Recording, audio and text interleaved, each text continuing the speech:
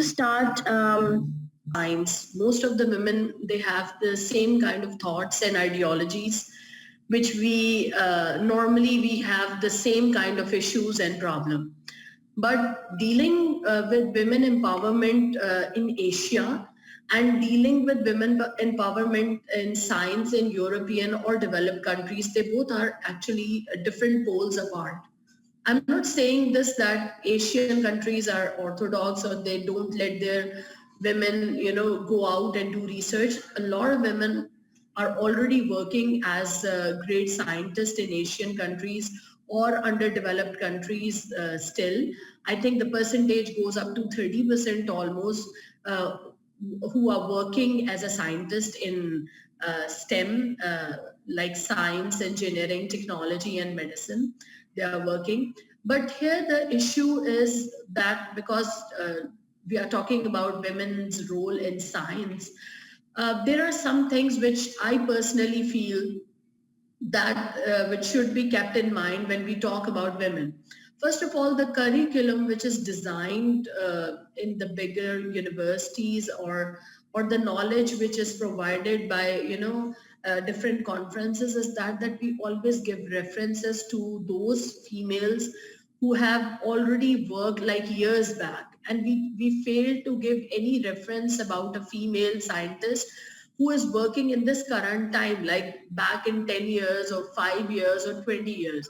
So just like because I'm working in chemistry, so I can give reference of Madam Marie Curie or Franklin Rosen, but they have worked like they were the pioneers, they were the first women in science and technology who worked in chemistry, and they worked a lot for the scientific community. But now, since we say that like science, technology, engineering, and mathematics, the females of our current generation are also working here, and they are also very, very professional. So whenever we talk about like in conferences or in workshops, we should give reference, the current references of those women scientists who are working. But I don't know what is the main reason that we lack to voice for them, we lack to mention them.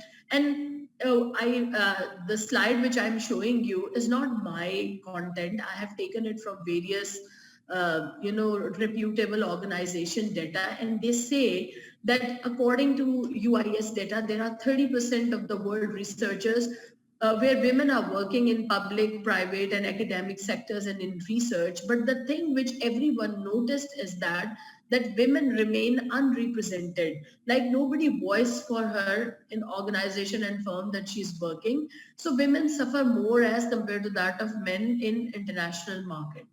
Then I already said this, that whenever we have to give reference, so I was searching the data and I failed to find any substantial reference from on a big websites of big organization of women in current time, like 5 years back or 10 years back. Wherever you go, and if you find women scientists in biochemistry, physics, and or chemistry, you always see like Franklin Rosen, you always see like Marie Curie and one or two others, but nobody voices for the current women of like our generation, our age, that who are working in big organization or who are trying to make big. So this is the only slide which I made, and I want to this is my own content, the slide which you are seeing right now, and I have made it, but before saying anything about it, I want to clear one thing, that there are two terms which are misused in the world currently, is like male chauvinist and females as feminists. We don't want any extreme, like we don't want men to be male chauvinist, and we don't want females to be used as a slang used for a female, like they are feminists. So the best thing is to create a very beautiful balance between both genders who are working in the current scenario. So, but my point of view about women working in science is a bit philosophical and a different. And is this like that first of all, women herself needs to elevate her self-esteem.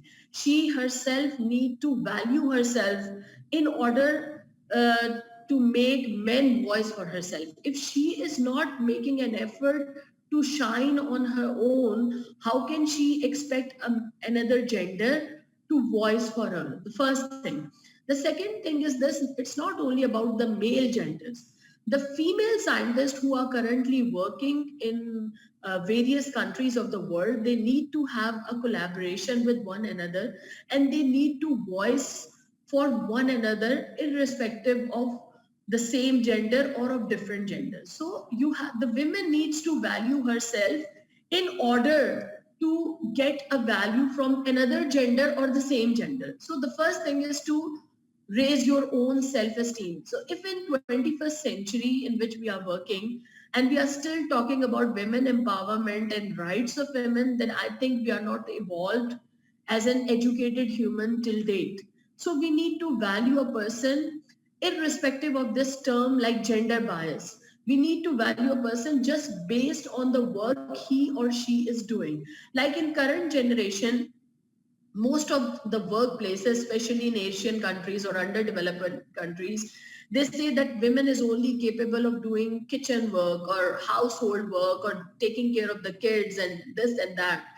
But when you go to the ground level or the real level, then the same woman who is working in kitchen is also working in an office in an organization, and she is trying to make a perfect balance between her work, her home work, and also her office job. So you cannot and one should not value a woman just because, okay, she can only work in a kitchen and she cannot work in a lab. So these both things are very different. So how a woman can, eradicate these negative forces, that she should start valuing her work and herself first. Then she can ask somebody to voice for her. So if she is not capable of herself, if her self-esteem is low, she cannot blame a male person that why you are not voicing for me. So first thing is that women needs to go for thesis evaluation. She needs to go to conferences for oral talk. She needs to have collaboration with other universities. She needs to be bold enough to go and talk on platform about research and science. So she has to make an effort first, irrespective of thinking that a male will come and give her a backing and then she will go ahead. So scientific community, women should be strong, and they, because they are working for the betterment of the humanity. Then one thing which I want to say, and I don't want to go deep into it, that various organizations, like in the previous talk, Dr. Rizwana, she mentioned that, they have opportunities for women. So now if you see that L'Oreal company and various companies, they offer scholarship only for women. So there should be a podium, or you should look for a podium where women scholarships are there. So women should, go out and they should train themselves. They should get in higher education. If they are not well off, so they can have different podiums and hubs where they can give scholarship to women. Like they should give loans. The organization should give loans to women. The cottage industry should trust a woman that she can, put her effort and make things work. So even in academia, the female faculty should be sent abroad, irrespective of the gender bias, that she can also go abroad and she can also train herself in modern technologies, and she can also be a good a good input in a creative transfer of knowledge. And if you see the population wise, the female are very much larger in population as compared to men. So in order to lock herself in a room or to confine herself in some boundaries, it is like just unfair. So one thing which a woman should do while working in an organization, or like I am working in an organization with a lot of male, that you should select that among which kind of scientist you want to sit in. So you have to be strong emotionally and mentally strong enough to ignore those people who intentionally degrade you or bring you down, that okay, she cannot do anything, she cannot work here. So just make a respectable distance from such people and be with those person who are a positive influence in your life. Because this gender inequality is there because of two reasons. One is it's in our culture. So it has been prevailing since ages and ages and ages. And women have been like, they have been brought up like in a timid way that she cannot do anything and she has to seek permission for doing even the right thing. So you cannot remove this thing from us.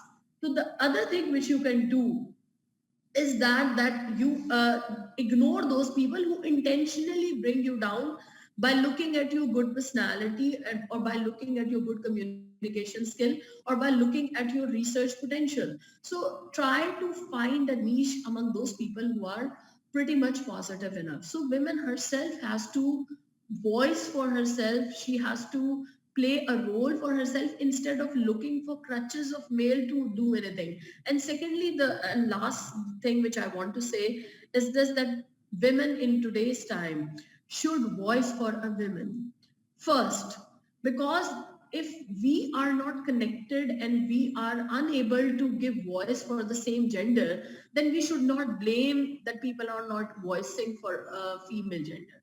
So women in science, like I think our curriculum, our academia should start giving examples and book about those women who are working currently or who are working in science like in the past 20 years, instead of giving only those examples of 19th century and 18th century. So in today's time also, women are going outside, they are making good efforts in research. So they should be voiced also, so that our current generation should think that yes, the women of today's time is also working equally in par with the male members. So I think that's uh, same for that is all from my side.